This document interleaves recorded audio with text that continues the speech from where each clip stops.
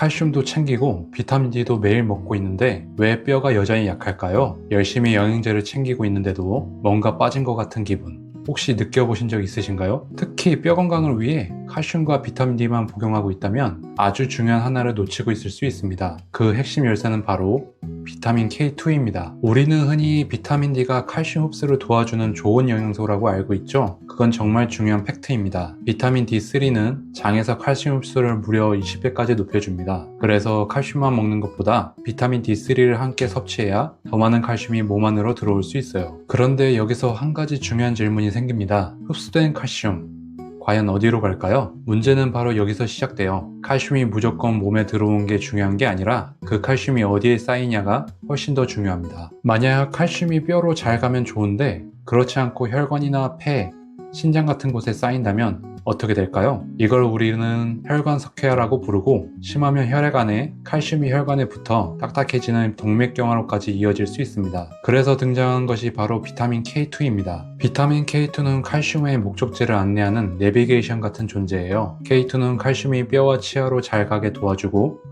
동시에 혈관이나 폐, 신장처럼 칼슘이 가면 안 되는 곳에서는 제거해주는 역할을 합니다. 조금 더 구체적으로 말하면 K2는 우리 몸의 두 가지 단백질을 활성화시킵니다. 첫 번째는 오스테오칼신이라는 단백질로 혈액 속 칼슘을 뼈로 보내서 단단히 붙잡아주는 역할을 하죠. 두 번째는 매트릭스 GLA 단백질 MGP인데요. 이건 혈관벽과 같은 연조적에 쌓인 칼슘을 제거해줍니다. 이 단백질 둘 다 비타민 K2 없이는 작동하지 않아요. K2가 없다면 어떤 일이 벌어질까요? 흡수된 칼슘이 제멋대로 떠돌다가 뼈가 아니라 잘못된 곳에 자리 잡게 됩니다. 심하면 혈관이 딱딱해지고 관절이 아프고 심지어 신장에 결석이 생길 수도 있어요. 이러한 이유로 비타민 D3와 K2는 반드시 같이 섭취해야 합니다. 그런데 많은 분들이 이렇게 물어보세요. 나름대로 건강식을 챙겨 먹고 있는데 K2도 먹고 있지 않을까요? 우리가 흔히 녹색잎 채소에 비타민 K가 많다고 하지만 그건 비타민 K2가 아니라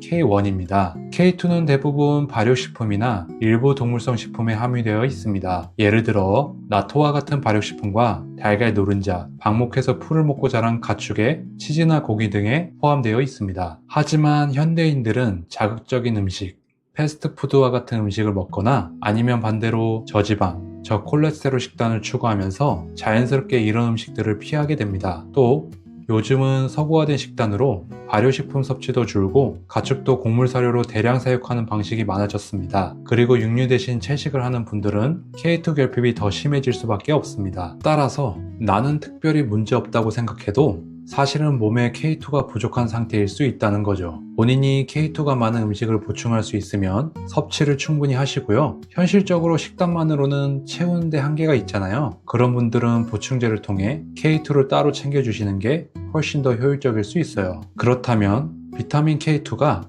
뼈 건강에만 좋을까요? 사실 K2를 섭취하면 뼈 건강 외에도 여러 가지 좋은 점들이 따라온다는 사실 함께 기억해 두시면 좋을 것 같아요. 비타민 K2는 인슐린 민감도를 개선해 혈당 관리에도 도움을 줍니다. 정맥류나 주름 예방에도 긍정적인 역할을 하고 충치 예방에도 도움이 됩니다. 특히 성장기 아이들에겐 턱뼈 성장과 치아 형성에 관여해서 교정 예방에도 도움을 줄 수 있다고 해요. 즉 뼈가 약한 중장년층뿐만 아니라 어린이, 잇몸이 약한 분들 모두에게 중요한 영양소라고 할 수 있어요. 보충제로 K2를 고르실 때는 MK7 타입을 기억해 주세요. K2에는 MK4와 MK7이라는 두 가지 형태가 있는데요.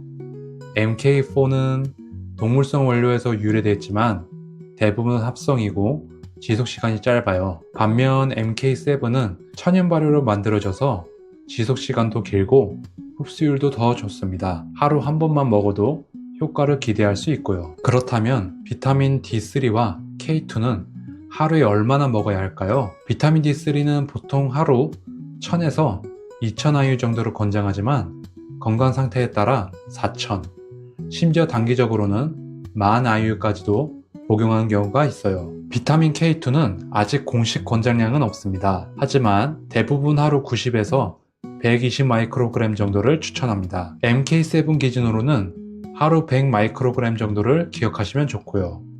마찬가지로 건강 상태에 따라 200 마이크로그램까지 섭취하는 경우도 있습니다. 따라서 영양제 용량은 개인의 건강 상태나 복용 중인 약물에 따라 조절이 필요할 수 있으니 약사나 전문가의 상담을 받는 게 가장 안전합니다. 결론적으로 칼슘을 흡수해주는 비타민 D3 그리고 그 칼슘을 정확히 데려다주는 비타민 K2 이 둘은 결코 따로 생각할 수 없는 뼈 건강의 최고의 조합입니다. 그동안 칼슘과 비타민 D만 챙겼다면 이제는 여기에 K2까지 더해서 혈관과 뼈를 동시에 지키는 똑똑한 루틴을 시작해보세요. 오늘 영상이 도움이 되셨다면 좋아요와 구독, 알림 설정 부탁드립니다. 감사합니다.